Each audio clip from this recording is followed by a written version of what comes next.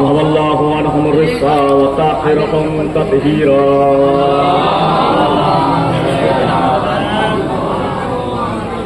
قال الله تبارك وتعالى في القرآن الحكيم وهو أصدق القائلين وقوله الحق. بسم الله الرحمن الرحيم. إنا في خلق السماوات والأرض واختلاف الليل والنهار والفلك التي تجري في البحر وما ينفع الناس وما أنزل الله من السماء ماء فأحيا به الأرض بعد موتها وبث فيها من كل دابة وتصريف الرياح وسحاب المسخر بين السماء والأرض لقوم يعقلون.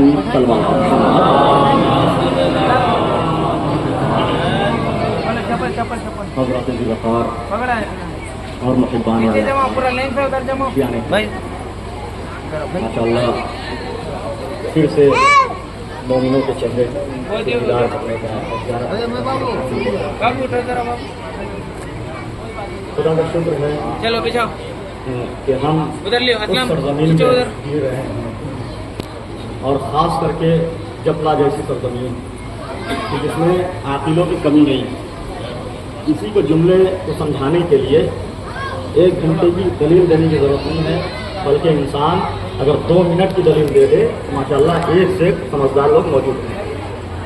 اور اس فقیر بھی اسی جپلا حسین آباد کا رہنے والا ہے، لہٰذا چھوٹا سا ایک پیغام لے کر اب بیٹھا ہوں تاکہ لوگوں تک پہنچا دیا جائے. بلا تمہید خدا کی مبارک کتاب، وہ کتاب کہ جو رحمت والی کتاب ہے، وہ کتاب جو برکت والی کتاب ہے، وہ کتاب جو نور ہے، وہ کتاب جو ناریب ہے، وہ کتاب جو بے عیب ہے، وہ کتاب جو صامت ہے، وہ کتاب جو طاہر ہے. قرآن جو عظمت والی کتاب ہے، قرآن جو حکمت والی کتاب ہے، قرآن جو نور ہے، قرآن جو ناریب ہے، قرآن جو بے عیب ہے، قرآن جو صامت ہے، قرآن جو طاہر ہے. یہی قرآن جب تک لفظوں کی صورت میں رہے یا قرآن رہتا ہے، اور یہی قرآن ممبر سلونی سے روک کرے تو بوتراب بن جاتا ہے. لیکن ساتھ بولتے آئیے گا یہی قرآن محمد وعلی محمد.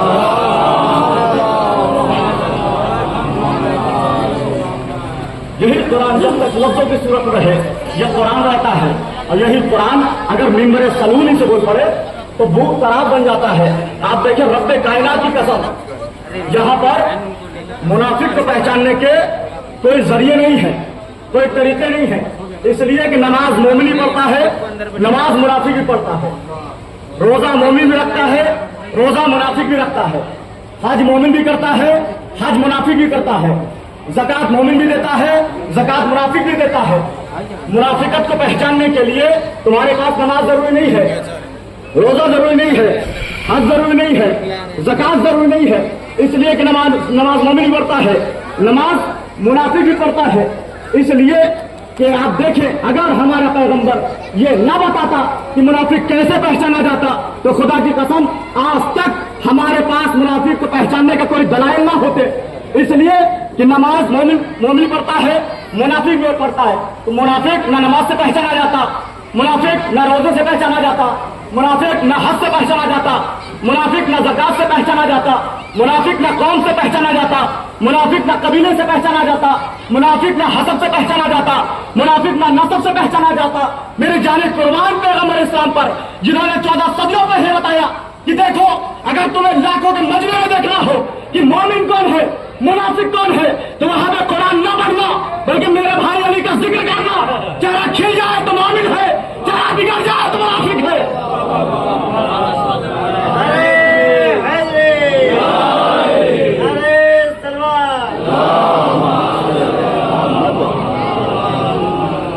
یہ چہرے کا پوزیشن بتائے گا کہ کون والا ہے، مومن ہے یا منافق ہے. اسی لیے کہتا رہتا ہوں کہ شان علی کا چہرہ ہمیشہ کھلتا ہوا ہونا چاہیے تاکہ جب غیر دیکھے تو دیکھنے کے بعد وہ جل پڑے کہ کیا وجہ ہے کہ ہمارے چہرے ایسے ہیں کہ دیکھنے کے قابل نہیں ہے، پھٹکارے بڑھتی ہیں. لیکن یہ کیسے ہے तब जमाने को पता चलेगा। ये शियार मोहम्मद।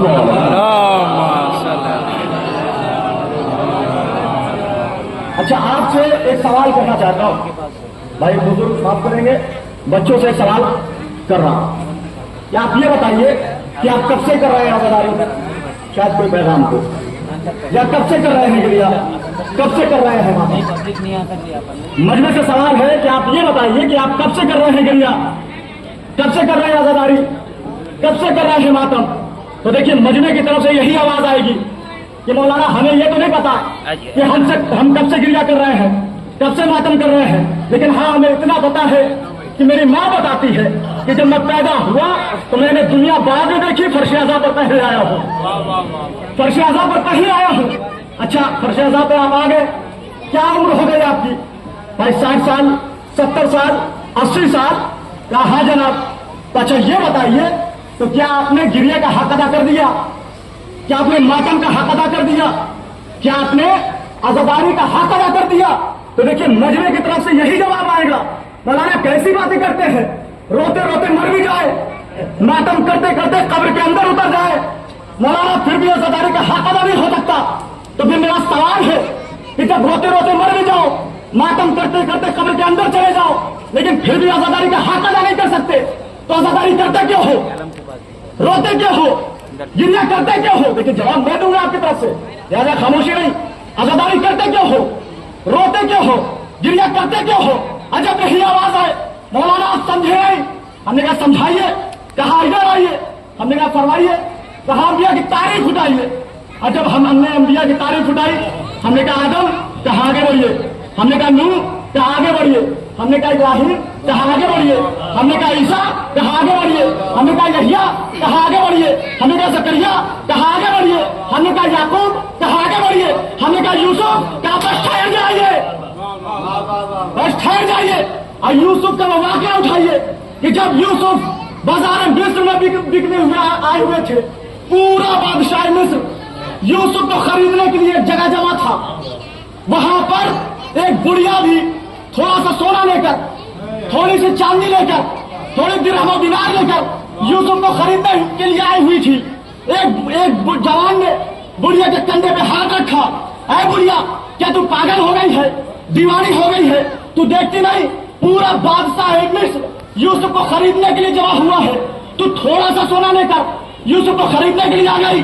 जानता हो बुढ़िया ने क्या जवाब दिया? बुढ़िया ने कहा, सुन, पागल मैं नहीं, पागल तू हो गया है, पागल मैं नहीं, पागल तू हो गया है।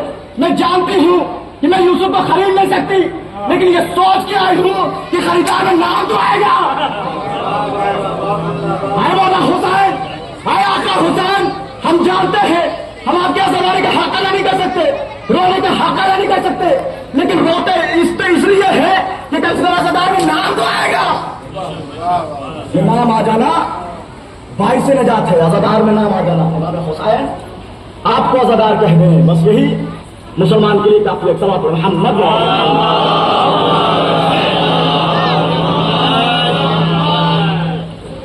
कुरान हमीद फुरकान मजीद में इरशाद हो रहा है, इन्ना फी खल्क़िस समावाति वल अर्द, ये देखो जमीन और आसमान की तख्लीक में अल्लाह के वजूद की निशानियां हैं। इन्ना फी खल्क़िस समावाति वल अर्द, ये देखो जमीन और आसमान की तख्लीक में अल्लाह के वजूद की निशानियां हैं। वख्तिलाफिल लैल वन नहार, और देखो दिन और रात के आने और जाने में, यानी रोजो शब के आमद और रफ्त में हमारी निशानियां हैं। कौन कह रहा है? अल्लाह कह रहा है कि जमीन और आसमान की तख्लीक में हमारे वजूद की निशानियां हैं। वख्तिलाफिल लैल वन नहार, और दिन और रात के आने और जाने में, रोजो शब के आमद और रफ्त में हमारी निशानियां हैं। वल फुल्किल लती तजरी फिल बहर, और देखो तो सही मैंने कैसे समुंदरों को सीने को चाक करके कश्तियों को चलाया है। इन कश्तियों में भी, चलती हुई कश्तियों में भी हमारी निशानियां हैं।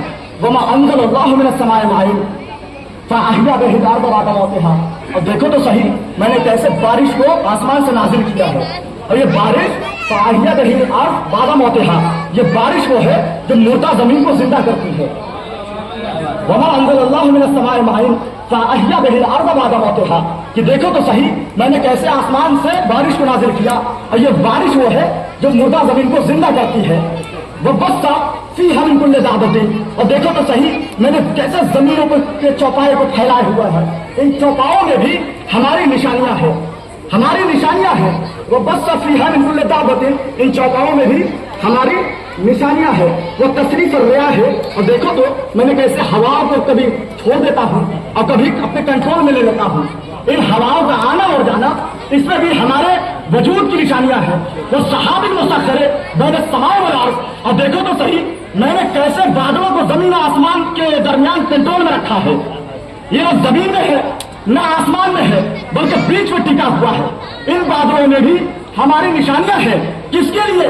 یہ قومی یا قانون عقل والوں کے لیے، پاگلوں کے لیے نہیں۔ قرآن قرآن سے باتیں کر رہا ہے۔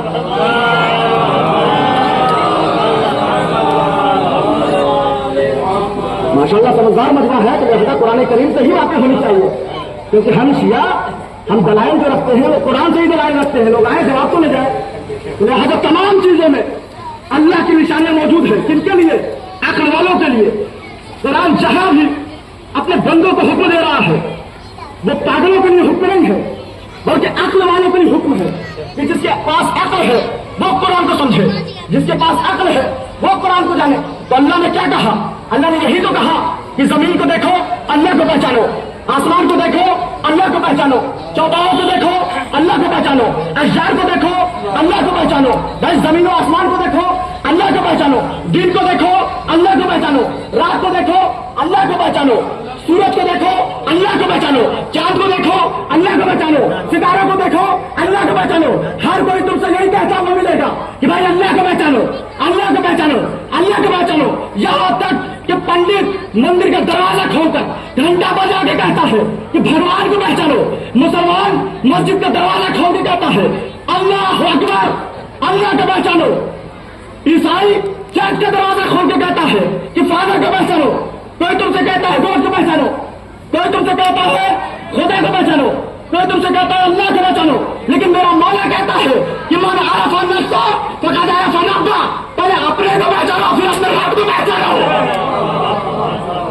میرا مولا کہتا ہے پہلے اپنے کو پہچانو۔ محمد پہ آواز بلند صلوات۔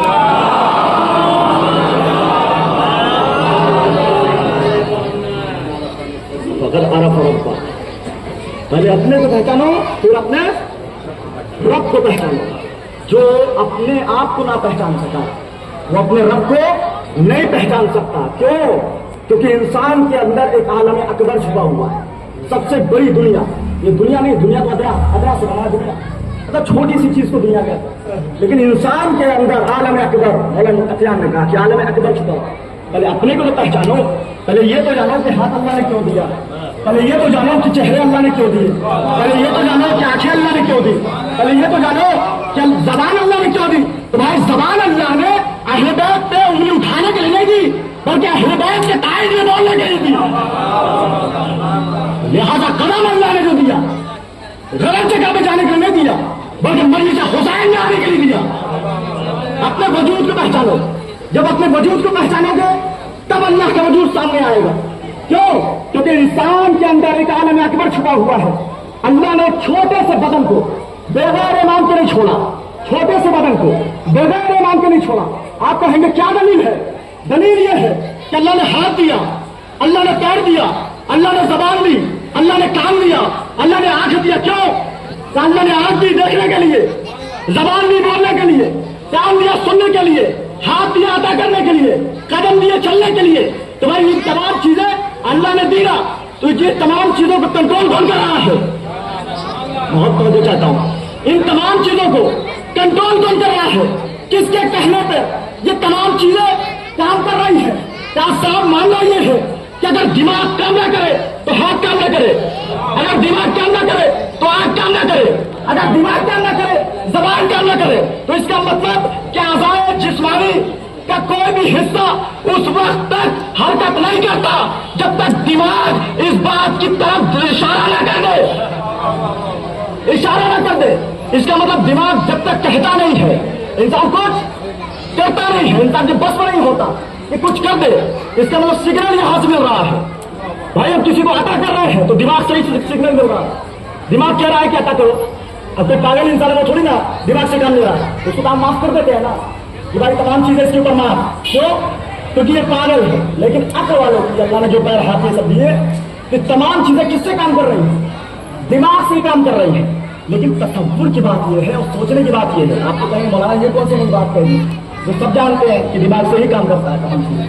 लेकिन कमाल ये है अजीजों, ये जो दिमाग से तमाम चीजें काम कर रही हैं, इसमें सोच सिर्फ एक नहीं है बल्कि सोच दो है। सोच दो है। एक सोच ये कहती है कि तुम मस्जिद में चले जाओ, और एक सोच ये कहती है कि तुम बिस्तर पर आराम कर लो। भाई दो सोच हर काम में, कोई भी चीज इंसान करे। भाई किसी को देख रहा है, एक सोच कह रही है देखना गलत क्योंकि शरीयत ने हराम करार दिया। भाई बेपर्दा लोगों को मत देखो, और एक सोच ये कह रही है कि तुम देख लो। भाई दो सोच होती है ना, दो नफ्स होते हैं, दो सोच होती है। एक नफ्स लव्वामा, एक नफ्स हमारा, एक बुरी तरफ गलत करता है, एक अच्छी तरफ। भाई दोनों चीज अल्लाह ने रखी तो क्या आदिल था? अल्लाह आदिल था, इसलिए दोनों चीज रखी। तो भाई सोचता आदमी दो है लेकिन करता सिर्फ एक है। लेकिन इस दिमाग को भी कोई सिग्नल दे रहा है, दे रहा है कि नहीं दे रहा है? भाई दो चीज सोचा लेकिन किया एक। इसका मतलब यह है कि कोई ऐसी चीज है जो दिमाग को भी सिग्नल दे रही है कि तुम ये करो ये ना करो। वो चीज क्या है? कहा वो चीज इंसान का दिल है। जब तक दिल गवारा नहीं करता इंसान कुछ नहीं करता। भाई दिल नहीं मान रहा था तो लिहाजा में वहां चला गया। तो भाई दिल जब तक गवारा न करे इंसान कुछ नहीं करता। कहा दिल क्यों इजाजत देता है? कहा इसलिए कि दिल इंसान के बदन का इमाम है। अब सोचो तो सही, एक छोटा सा जिस्म अल्लाह ने बगैर ईमान किया छोड़ा, ये पूरी कायनात बगैर ईमान की कैसे होती? सोचने की तसव्वुर करने की, छोटा सा जिस्म बगैर ईमान के था तो पूरी कायनात बगैर ईमान के रह ही नहीं सकती। सल्लल्लाहु अलैहि मोहम्मद।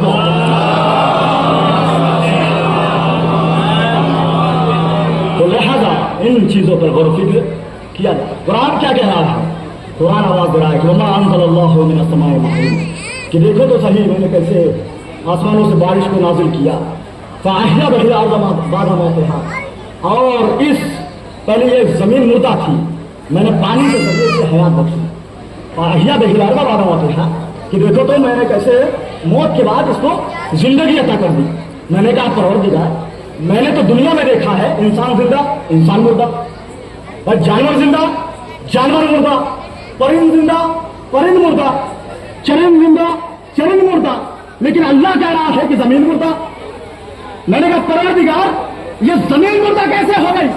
अजब नहीं आवाज कुदरत आए और कुरान सूरह यासीन कि वो खरजना हब्बन फमिनहु याकुलून, कि वो जमीन मुर्दा जो अपने मालिक को अनाज ना दे,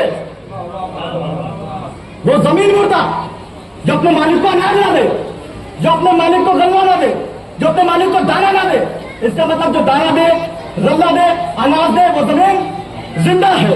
इसका मतलब यह हुआ कि जो अपने मालिक के काम आ जाए वो जिंदा, जो अपने मालिक के काम ना आए वो मुर्दा है। तो मुझे कहने दीजिए कि जब मोहम्मद के बुलाने पे आ जाए वो जिंदा है, जो भागता नजर आए वो मुर्दा है।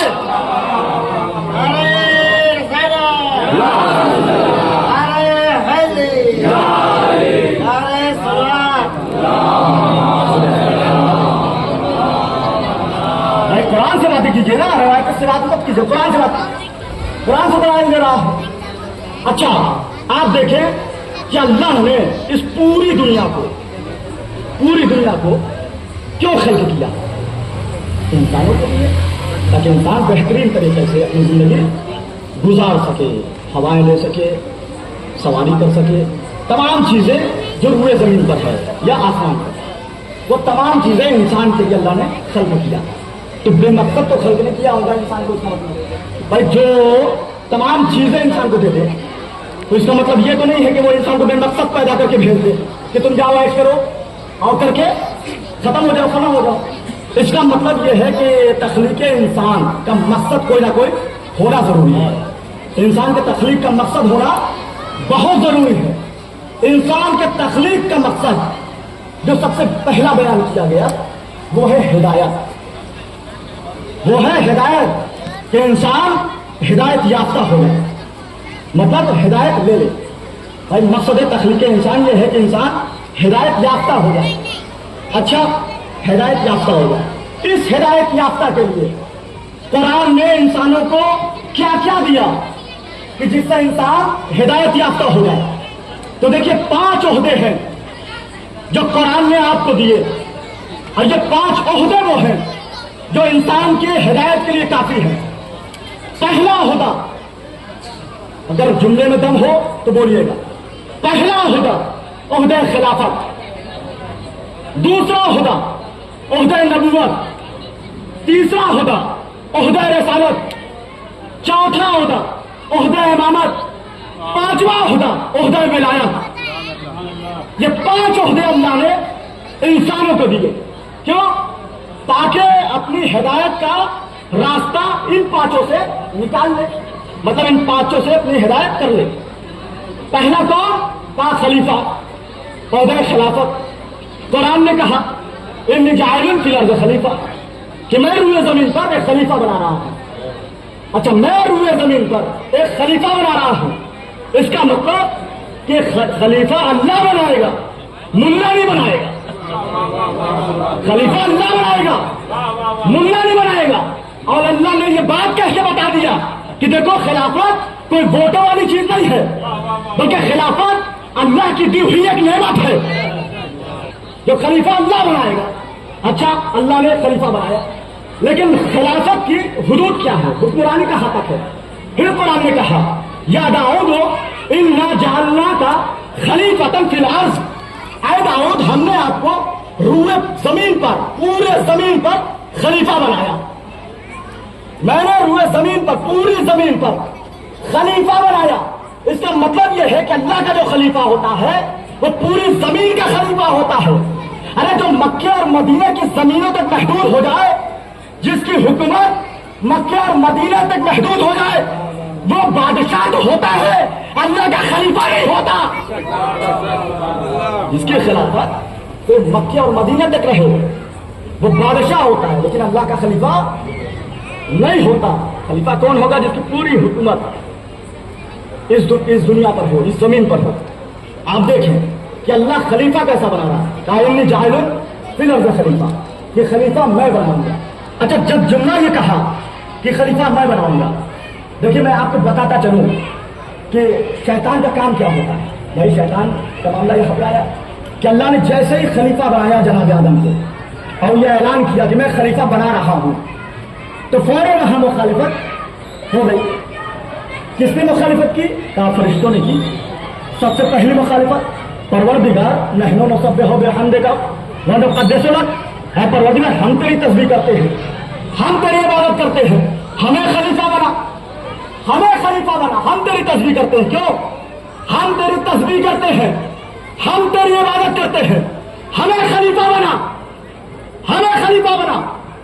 शायद फरिश्तों को मालूम नहीं था कि खिलाफत तस्बीह से नहीं मिलती, इबादत से नहीं मिलती, बल्कि खलीफा अल्लाह बनाएगा।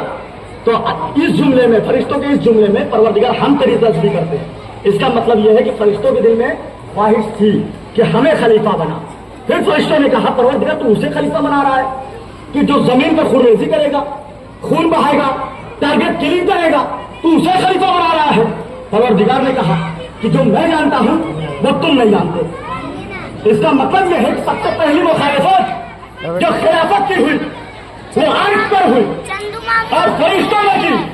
अब सोचे कि अल्लाह का खलीफा वो होता है कि जिसके मुखालिफत फरिश्ते तक कर देते हैं। अब दुनिया के मुसलमान मुखालिफत कर दे वो कोई बड़ी बात है। भाई अल्लाह का खलीफा ऐसा होता है, उसमें वो करामत भी ऐसी होता है कि फरिश्ते भी ना समझता है कि ये कौन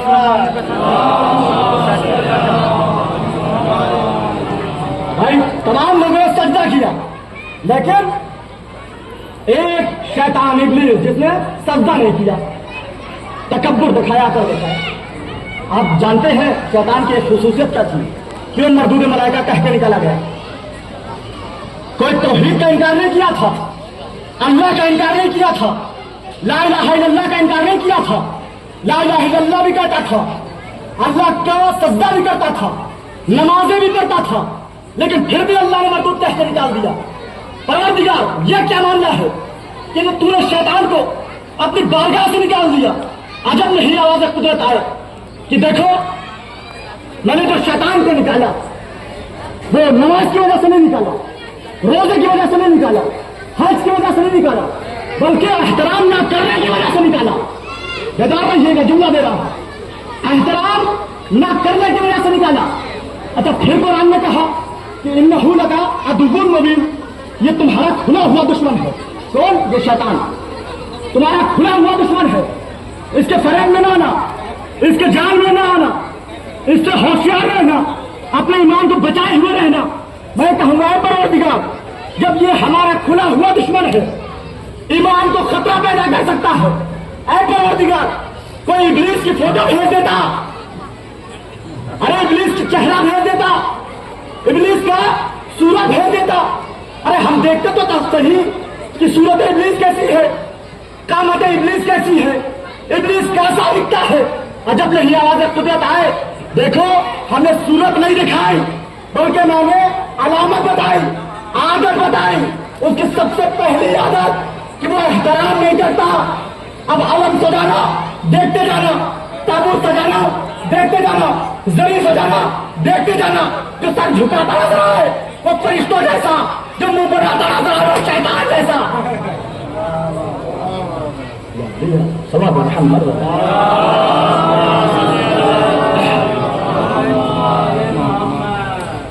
लिहाजा कुरान करीम ऐसी किताब है कि हर कोई उसको समझ नहीं सकता, नहीं समझ सकता।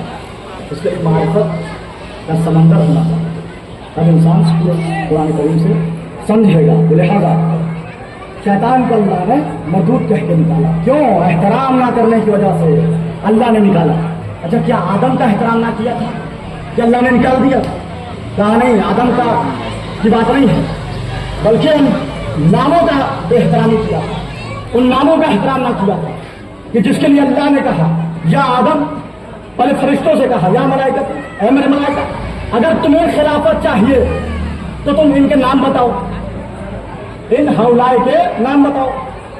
अच्छा, जब कहा कि इनके नाम बताओ तो तमाम फरिश्तों ने यह जुमला कहा, ऐ परवरदिगार, हमें तो उतना ही इल्म है कि जितना तूने अता किया है।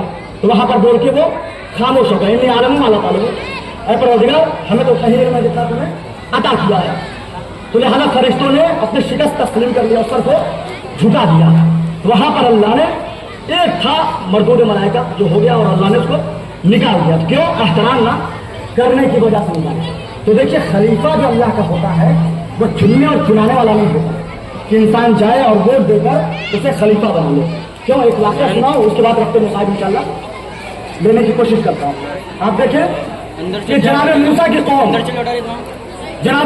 कौम वालों ने कहा कि ऐ मूसा, हम आपको अल्लाह का कलीम उस वक्त मानेंगे, हम कलीमुल्लाह उस वक्त मानेंगे, अल्लाह का नबी उस वक्त मानेंगे कि जब आप हमें अल्लाह की आवाज सुनाइए, हमें कोहे तूर पर ले जाए और अल्लाह की आवाज सुनाए। जनाब मूसा ने कहा, परवरदिगार, ये तेरी आवाज सुनना चाहते हैं, क्या करूं? आवाज कुदरत आई, मूसा कोहे तूर पर लेकर आओ, इनमें से चुनो और चुनकर कोहे तूर पर लेकर आओ। अच्छा, मूसा की कौम 7 लाख की थी। जनाब मूसा की कौम 7 लाख की, तारीख पढ़े कि 7 लाख मूसा की कौम थी, लेकिन उन 7 लाख में जनाब मूसा ने 70,000 चुने। उन 70,000 में जनाब मूसा ने 7,000 चुने। उन 7,000 में जनाब मूसा ने 700 चुने। उन 700 में जनाब मूसा ने 70 चुने और 70 चुनकर अल्लाह की बारगाह में आए, यानी कोहे तूर पर आए। और आने के बाद आवाज दी, ऐ परवरदिगार, मैं चुनकर ले आया। देखिए, कौन चुनकर आ रहा है? वो चुनकर आ रहा है जो कलीमुल्लाह है, वो चुनकर आ रहा है जिसका हाथ यदि बैजा बना, وہ چن کر لے کر آیا. 70 افراد کہا پروردگار میں لے آیا. جیسے اللہ نے سنا, اللہ کی آواز آئی, لوگوں نے اللہ کی آواز سنی. سننے کے بعد لوگوں نے قدم روکا اور روکنے کے بعد ایک جملہ کہا کہ اے موسیٰ ہمیں کیا پتا یہ کون بول رہا ہے, ہمیں کیا پتا یہ کون بول رہا ہے, ہم تو اسی وقت مانیں گے جب دیکھیں گے. جب تک دیکھیں گے نہیں, جب تک مانیں گے نہیں.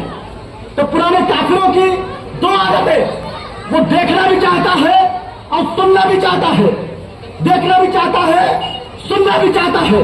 یہی وجہ تھی کہ نبی نے غدیر کے میدان میں علی کو دونوں ہاتھوں کو اٹھایا بھی, منظور کا پڑھایا وہ کہہ کے سنایا بھی.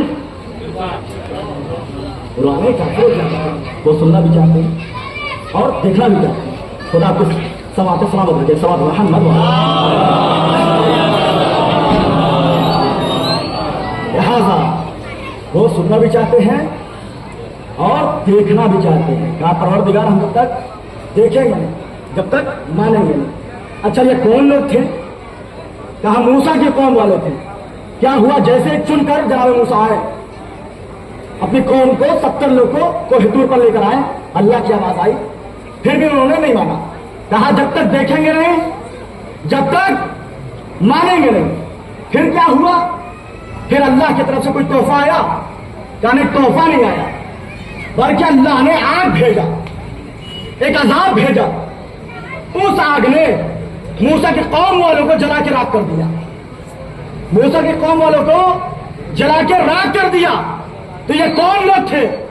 کہا یہ وہی تو تھے کہ جو موسیٰ چن کر لے کر آئے تھے. ذرا غور کیجئے گا اس جملے پر. یہ وہی تھے کہ جس کو موسیٰ چن کر لے کر آئے ہوئے تھے. کون موسیٰ؟ کلیم اللہ موسیٰ. کون موسیٰ؟ جس کا عصا یزدہا بنا. کون موسیٰ؟ جو اللہ کا نبی ہے. کون موسیٰ؟ جو اللہ کا رسول ہے. وہ موسیٰ. ہم وہی سے سمجھے کہ جب موسیٰ کا چنا ہوا ایسا ہے تو ثقیفہ کا چنا ہوا کیسا ہوگا. جب موسیٰ کا چنا ہوا ایسا ہے تو ثقیفہ کا چنا ہوا کیسا ہوگا. سماج کو تھوڑا بیدار رکھا کریں تو انشاءاللہ سننے میں لطف آئے.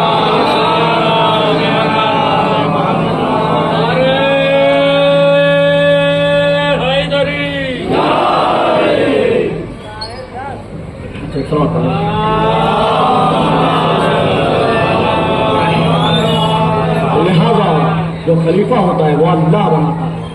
کہا ہے فرشتوں خلافت چاہیے, کہا معبود خلافت چاہیے. ان کے نام بتاؤ تو لفظ نام نہ بتا سکتا. بس وقت میں گنجائش نہیں ہے, وقت ختم ہو گیا. اور اب تو مسائل لیتا ہوں انشاءاللہ کہ دیکھیں اہل بیت کی عظمت وہ عظمت ہے کہ کربلا والوں کے علاوہ کسی نے اہل بیت کی عظمت کو 72 تھے جنہوں نے یہ جانا کہ حسین کو نہ حسین نے تو آواز استغاثہ بھی دیکھی. لوگوں تک یہ بات پہنچا دی کہ کوئی روز قیامت تک یہ کہنے والا نہ ملے کہ ہمیں حسین نے آواز نہ دی, ہمیں حسین نے اپنی مدد کے لیے نہ بلایا. روز قیامت تک کے لیے یہ جملہ حسین کے لیے نقش کر رہا ہے اور لوگوں تک یہ فریاد پہنچا رہا ہے. دیکھو تم مظلوموں کے ساتھ رہو, ظالموں کے ساتھ نہ رہو. غداروں یہی وجہ ہے کہ امام حسین پورا گھرانہ لے کر کربلا کے میدان میں چلے آئے. امام حسین جنگ کرنے کے لیے نہیں آ رہے ہیں. جنگ کرنے آتے ہیں تو کبھی 6 مہینے کے بچے کو ساتھ نہ لے کے جاتے ہیں. بھائی آپ کو شہید کبھی خطرہ ہو تو آپ کبھی اپنے بچے کو وہاں لے کے نہیں جائیں گے. خطرہ محسوس ہوگا آپ وہاں خود تو چلے جائیں گے لیکن اپنے بچے کو کبھی ساتھ نہ لے جائیں گے. اس لیے کہ کون سا ایسا باپ ہے جو اپنے بچے سے محبت نہ کرے. لیکن امام حسین نے 6 مہینے کے بچے علی اصغر کو بھی اپنے سینے سے لگایا اور لے کے میدان کربلا کی طرف چلے. امام حسین نے بتایا کہ دیکھو میں جنگ کرنے نہیں آ رہا ہوں, میں اللہ کی توحید کو بچانے آ رہا ہوں, میں نبی کی نبوت کو بچانے آ رہا ہوں. امام حسین نے سر کو کٹا دیا مگر نبی کے دین کو جھکنے نہ دیا, یزید کے حوالے نہ کیا. وہ یزید جو شراب پیتا تھا, وہ یزید जो खुले आम हरामकारियां किया करता था। इमाम हुसैन ने देखा, इमाम हुसैन ने सर को बुलंद किया कि हम सर कटा लेंगे लेकिन सर झुका ना सकेंगे। हाजादारों यही वजह थी, पूरा खानवादा इमाम हुसैन का मैदान करबला में आया और 4 अफराद ऐसे थे कि जिसकी लाशे पर मेरा मौला बहुत रोया। 10 मुहर्रम का दिन था और 4 लाशें थे कि जिस पर मेरा मौला बहुत रोया। हाजादारों पहला लाशा जनाब कासिम का था, जो लाशा न था बल्कि लाश के टुकड़े थे, अरे जो जमीने करबला पे बिखरे हुए थे। मौला हुसैन जमीने करबला पे पहुंचे, जनाब कासिम को आवाज दे रहे हैं लेकिन जनाब कासिम की आवाज ना आ रही है। अरे आवाज कैसे आती? अरे लाश होती तो आवाज आती।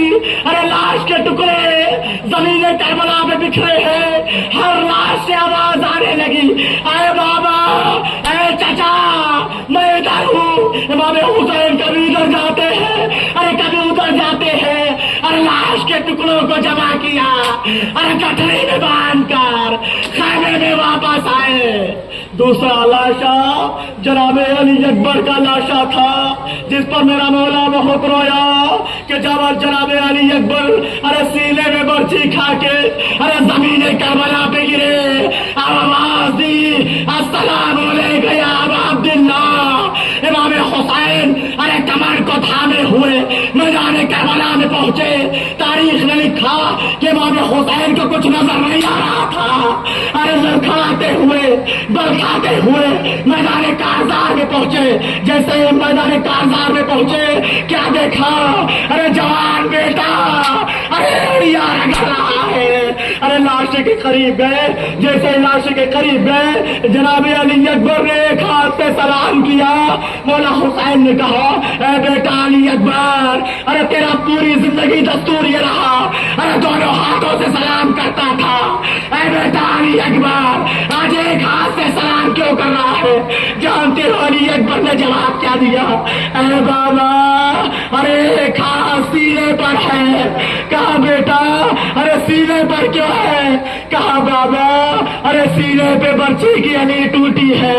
इमाम हुसैन ने कहा, ए बेटा अली अकबर, अरे तेरा कातिल बड़ा जालिम था, अरे बर्छी मार के अरे निकाली नहीं। जनाब अली अकबर ने कहा, ए बाबा, अरे वो कहता था सुना है तेरा बाप बड़ा साबिर है।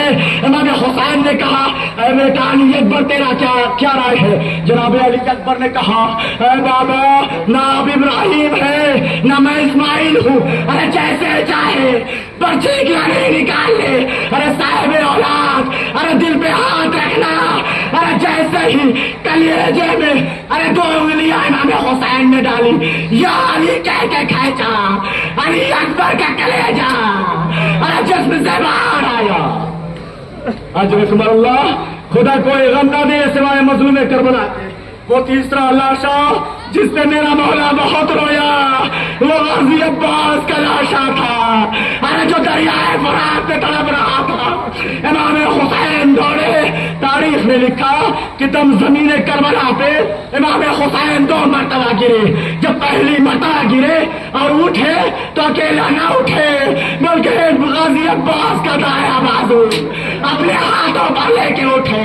फिर कुछ दूर आगे बढ़े, फिर गिरे, और जब गिरे ना फिर जब उठे तो गाजी अब्बास का दूसरा बाजू इमाम हुसैन के हाथों पर। अरे इस अंदाज से इमाम हुसैन और गाजी अब्बास के लाशे पर पहुंचे। देखा गाजी अब्बास खून में डूबे हैं। अरे करीब गए, कहा है भाई, अरे कोई तमन्ना है? गाजी अब्बास कहते हैं, अरे मौला हुसैन, एक तमन्ना ये है, मेरे लाशे को खैमे में ना ले जाना, इसलिए कि मैं सकीना से शर्मिंदा। दूसरी तमन्ना ये कि मैं आपका दीदार कर लूं। आज हमारे तीसरा लाशा गाजी अब्बास का था, और चौथा लाशा और आखिरी लाशा जनाब अली असगर का था कि जिस पे मेरा मौला तड़प तड़प के रोया है कि जब अली असगर को लेकर गए और हुरमुला का तीर अली असगर के गले को काट गया तो इमाम हुसैन ने علی اصغر کو کلیجے سے لگایا اور لے کر خیمے کی طرف چلے، لیکن تاریخ نے لکھا کہ وہ حسین جو 18 برس کے کنجر جوان کو خیمے میں لے گیا، وہ حسین جو جناب قاسم کے ٹکڑے خیمے میں لے گیا اور محمد کے لاشے کو خیمے میں لے گیا، لیکن جیسے ہی 6 مہینے کے بچے کو خیمے میں لے جانا چاہتے ہیں کہ مولا حسین پیچھے ہٹتے ہیں، 7 مرتبہ آگے بڑھے، 7 مرتبہ پیچھے ہٹے، بڑی ہمت کی، امام حسین خیمے میں گئے، جناب سکینہ آئی، ابا کا دامن ہٹایا، کیا دیکھا کہ بھائی کے گلے پتی بے ہوش ہو گئے، جناب رباب آئی، یا بنیا کمثلہ کا یہ تھا، اے میرے بچے کیا تجھ جیسے بھی ذکر الا لعنت اللہ علی القوم الظالمین.